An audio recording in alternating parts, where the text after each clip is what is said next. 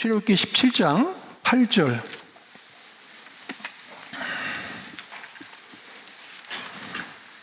(17장 8절로 11절입니다) 제가 짝수절 읽겠습니다. 때 아말렉이 이르러 이스라엘과 르비딤에서 싸우니라.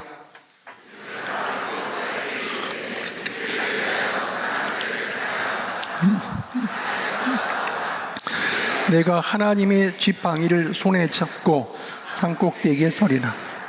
여호수아가 모세의 말대로 행하여 아말렉과 싸우고 모세와 아론과 훌은 산꼭대기에 올라가서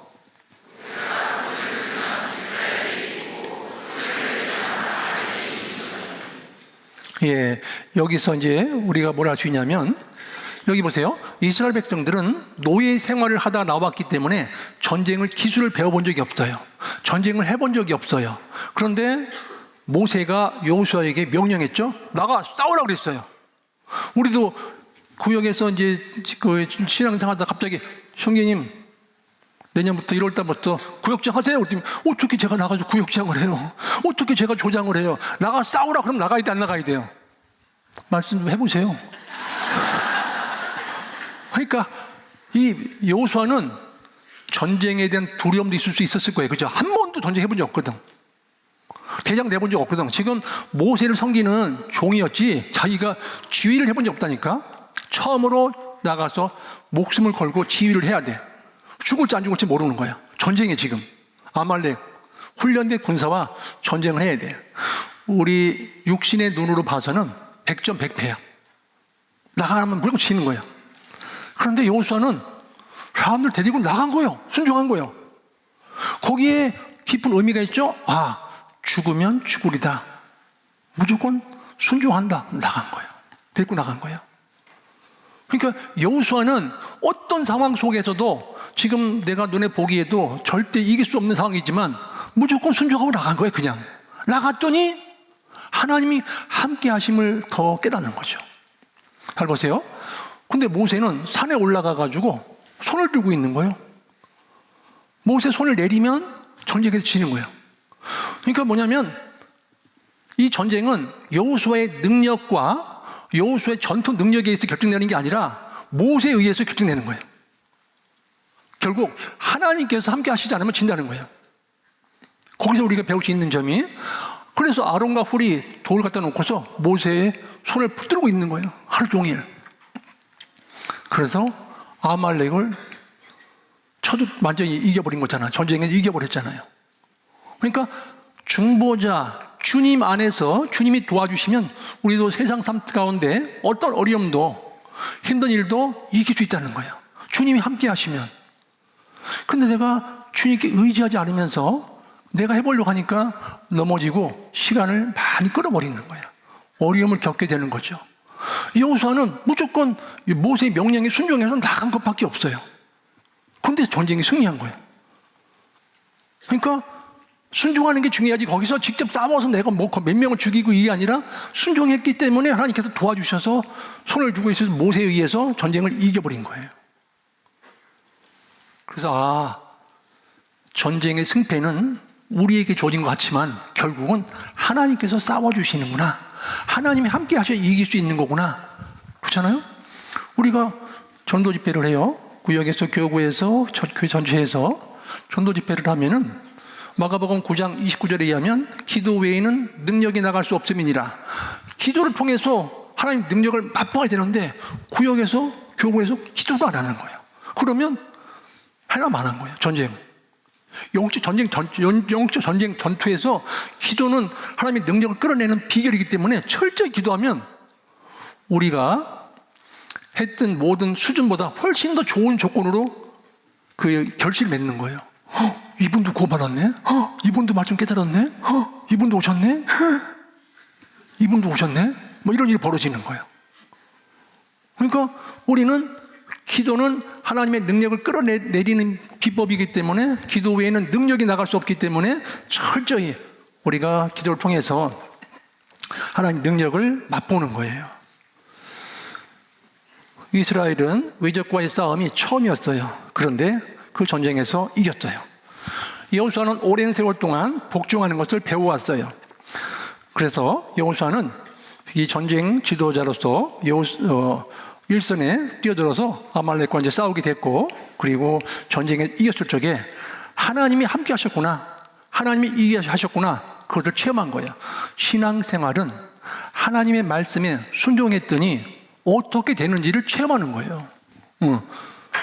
그래서 우리가 말씀을 들어서 알았어요. 아는 것에 만족할 것이 아니라 내 삶이 되도록 해야 되는 거예요. 내가 알았어요, 말씀 듣고. 근데 내 삶이 되도록 하지 않으면 이론으로 끝나버리는 거예요. 그래서 참된 아멘은 입으로 하는 것이 아니라 삶으로 하는 것이에요. 참된 아멘은 입으로만 하는 게 아니라 삶으로 하는 것이다. 직접 삶을 그렇게 살아버리는 거예요. 말씀에 순종해서 살아버리는 거예요. 그래서 넘어갑니다. 베드로전서 5장. 계속해서 이 마귀는 우리를 넘어뜨리려고 하고 있어요.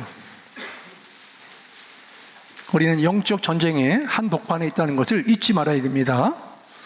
베드로전서 5장 8절.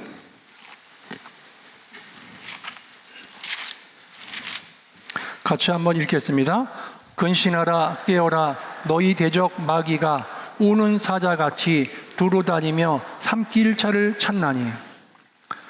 그래서 우리는, 사단 마귀는 우리를 넘어뜨리려고 계속해서 그리스도를 향하는 진실함과 깨끗함에서 떠나게 하는 게 사단 마귀 역할이야. 그리스도를 향하는 진실함과 깨끗함에서 떠나게 하는 게 사단 마귀의 역할이다, 구원받은 자들에게는. 그래서 우리는 영적 전쟁의 한복판에 와 있기 때문에 늘 경계하고, 그리고 어떻게 이 전쟁에서 승리할 것인지를 늘 염두에 두고, 우리가 어디에 있을 적에 승리할 수 있는지를 늘 염두에 두셔야 돼. 고린도 후서입니다. 2장입니다. 14절. 고린도 후서 2장 14절입니다.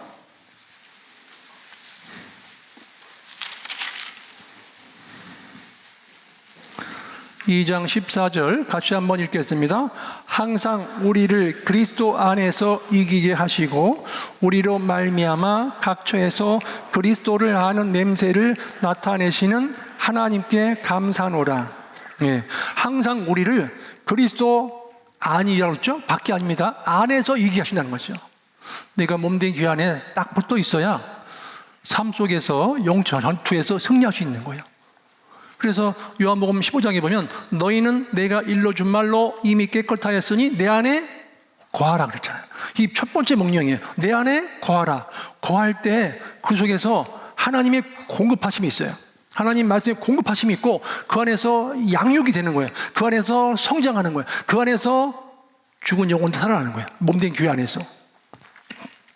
그래서 우리는 구원을 받자마자 딱 교제에 붙어서 이제 내가 무슨 일이 있어도 구역장님 명령에 철저히 순종하겠다, 그런 마음을 먹고 가라면 가고 오라면 오고, 그렇게 그 속에서 잘 머물러 있으면 우리는 하나님의 능력을 체험하면서 살아갈 수 있다 하는 것이죠.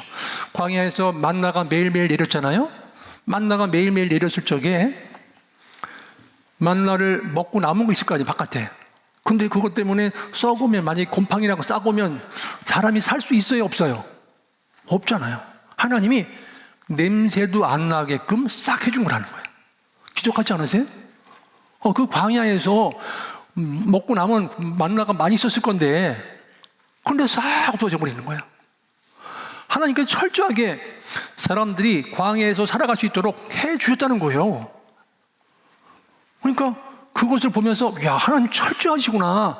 냄새까지도 제거해 주시고, 우리가 지금 미세먼지 있으면 바깥에 나가기 어렵잖아요. 그러니까 너무 거기서 모든 거를 잘 살 수 있도록 모든 환경을 만들어 주신 하나님께 감사하고, 구름 기둥과 불 기둥이 있잖아요, 그죠? 이 진 안에 구름 기둥이 탁 있으면 한여름에도 시원하고, 불 기둥이 있으면 밤중에도 따뜻하거든요. 그 안에 내가 머물러 있어야 되는 거예요. 좀 철저한 보호가 있는 거예요. 구름 기둥과 불 기둥은 철저하게 하나님께서 우리를 보호하고 계시는 거예요. 고린도전서 15장 57절에 보시면 우리 주 예수 그리스도로 말미암아 우리에게 이김을 주시는 하나님께 감사하노니, 그리스도 예수로 말미암아 우리에게 이김을 주신다는 거예요. 이김을 주시는 하나님께 감사한다 그랬습니다. 우리는 주님을 힘입어 하나님께 나아가는 자들을 온전히 구원하실 수 있다라고 말씀하셔요. 히브리서 7장 25절에 보시면. 그래서 구원은 단지 죄의 심판과 정죄로부터의 구원만 얘기하면 좀 약간 작은 범위고, 그 큰 부분 속에는 뭐냐면 이 온전한 구원 속에는 세상, 육신, 사단으로부터의 매일매일 구원도 포함되어 있다는 거예요. 우리 주님께서는 우리를 위해서 간구하고 계시기 때문에 우리를, 그러므로 자기를 힘입어 하나님께 나아가는 자들을 온전히 구원하실 수 있으니 이는 그가 항상 살아서 저희를 위하여 간구하심이니라. 히브리서 7장 25절에 우리를 위해서 늘 지금도 간구하고 계시다니, 주님이. 그래서 우리는 주님 앞에 가실 때까지 항상, 아까 저번에 했죠? 방향성을 뭘 바라보느냐는 거죠. 히브리서 보실까요? 12장입니다. 12장 2절을 보시겠습니다. 히브리서 12장 2절을 보시겠습니다.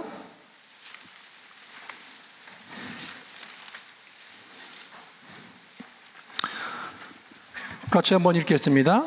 믿음의 주여 또 온전케 하시는 이인 예수를 바라보자.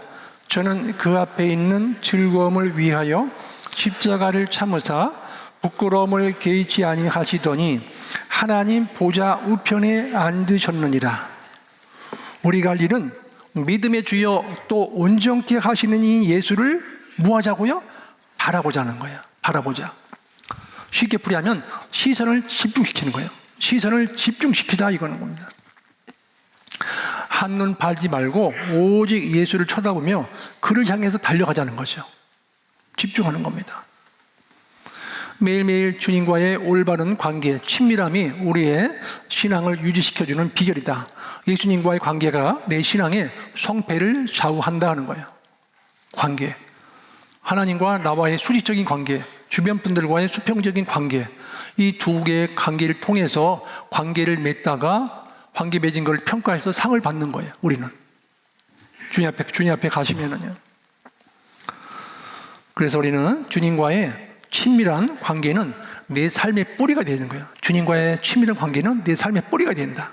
그래서 내가 주님과 늘 관계를 유지하면서 순종해야 되겠다. 그 말씀대로 순종해야 되겠다.